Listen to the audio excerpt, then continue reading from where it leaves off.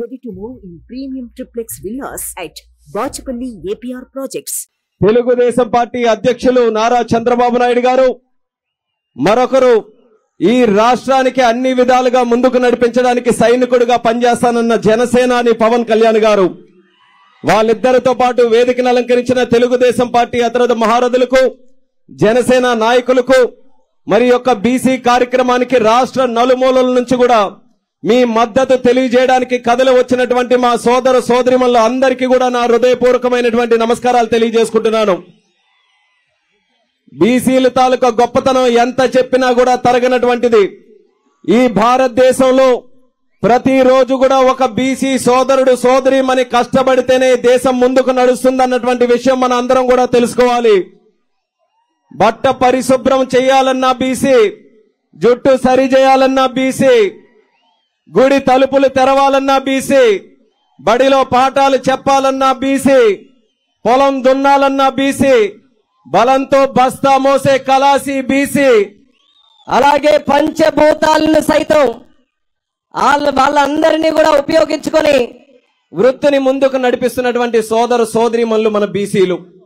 ఒక సముద్రం మీద ఆధారపడే మత్స్యకారులు కావచ్చు, అగ్గితో చెలగాటమాడే స్వర్ణకారులు కావచ్చు, ఇలా పంచభూతాలను సైతం వా శక్తినన్నింటినీ కూడా ఇనుమజింపేటటువంటి శక్తి కేవలం బీసీలకే ఉందనేది మనం తెలుసుకోవాలి.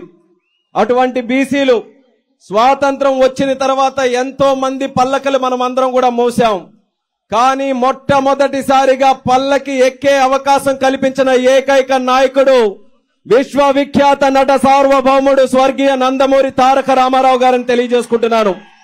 1982లో ఆంధ్రప్రదేశ్ రాష్ట్రంలో బీసీల తాలూకా పరిస్థితులు చూసుకొని ఎక్కడ ఏ కులం ఉందో తెలియదు, ఎక్కడ బీసీలు ఉంటున్నారో తెలియదు. అటువంటి వాళ్ళని వెతికి ఇటు అసెంబ్లీకి పార్లమెంట్కి పంపించినటువంటి ఘనత మన తెలుగుదేశం పార్టీది అనేది గుర్తు చేస్తున్నాను. ఈ రోజు రామ్మోహన్ నాయుడు ఒక బీసీగా 2 పర్యాయాలు పార్లమెంట్ సభ్యుడిగా వెళ్ళాడనంటే దానికి మొట్టమొదట పునాది స్వర్గీయ కింజరాపు ఎర్రన్నాయుడు గారి దగ్గర పడింది. ఆ పునాదులు వేసినటువంటి మహానుభావుడు స్వర్గీయ నందమూరి తారక రామారావు గారు. ఇలా ఉమ్మడి ఆంధ్రప్రదేశ్ లో ప్రతి జిల్లాలో కూడా వెనుకబడినటువంటి తరగతుల్ని, మైనారిటీ సోదరుల్ని వాళ్ళందరికీ కూడా ముందుకు నడిపించే అవకాశం తెలుగుదేశం పార్టీ కల్పించింది. అటువంటి ఆ యొక్క సిద్ధాంతాలను ముందుకు నడిపిస్తూ చంద్రబాబు నాయుడు గారు కూడా ఎన్నో కార్యక్రమాలు మన అందరి కోసం చేశాడు. 2014 నుంచి 19 వరకు మనకి విద్య పరంగా, ఉపాధి పరంగా ఎన్నో కార్యక్రమాలకి ఆయన శ్రీకారం చుట్టి కోట్ల రూపాయలు ఖర్చు పెట్టడం జరిగింది. ఒక విదేశీ విద్యా పథకం ద్వారా మనలాంటి పేద బీసీ కుటుంబాలు కూడా విదేశాల్లో వెళ్లి చదువుకోవాలనంటే ఆ అవకాశం చంద్రబాబు నాయుడు గారు కల్పించారు.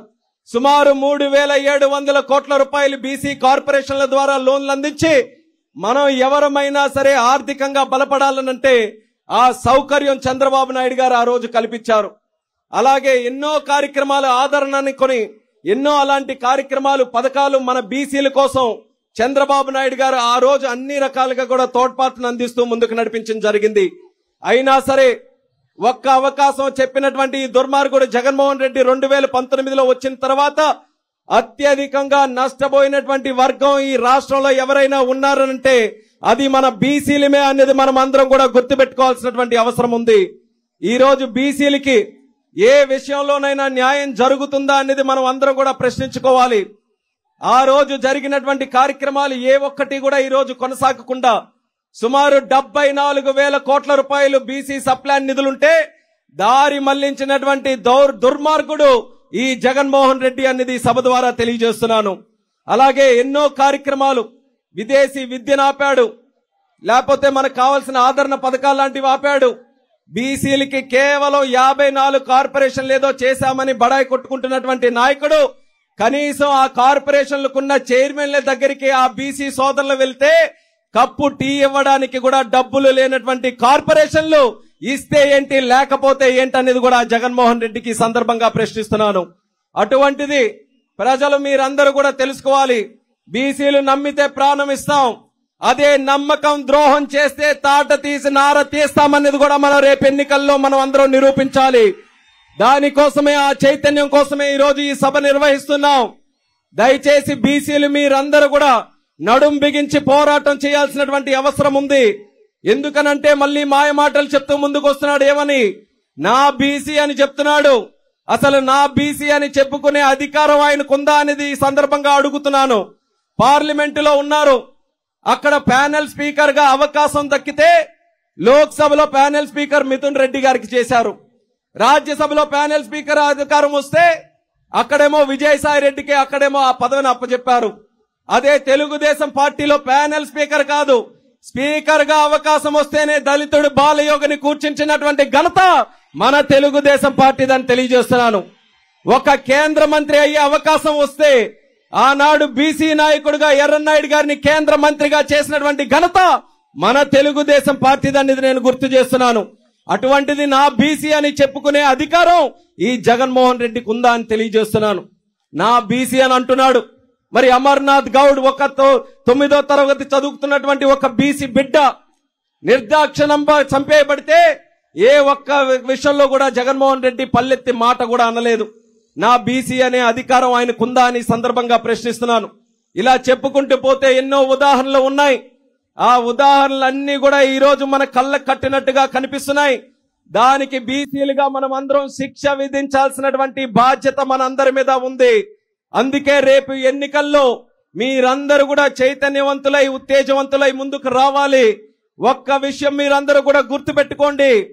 బీసీ ఆట తెలుగుదేశం, బీసీ పాట తెలుగుదేశం, బీసీ మాట తెలుగుదేశం, బీసీ బాట తెలుగుదేశం, బీసీ ఆశ తెలుగుదేశం, బీసీ ఆశయం తెలుగుదేశం, బీసీ జెండా Telugu Desam, BC agenda Telugu Desam, BC ప్రాణం తెలుగుదేశం అన్నది రాబోతున్నటువంటి ఎన్నికల్లో మనం అందరం కూడా నిరూపించి తెలుగుదేశం జనసేన పార్టీ కూటమి ఏదైతే ఉందో బీసీలుగా మనం అందరం శిక్ష విధించాల్సినటువంటి బాధ్యత మనందరి మీద ఉంది.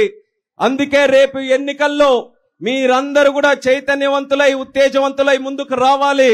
ఒక్క విషయం మీరందరూ కూడా గుర్తుపెట్టుకోండి.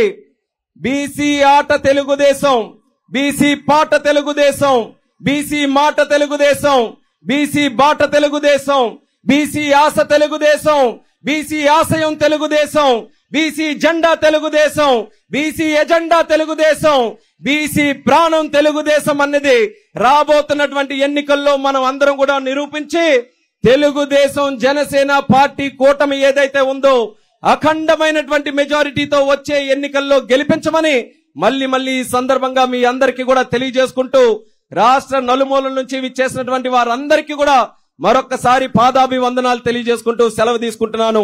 జై తెలుగు.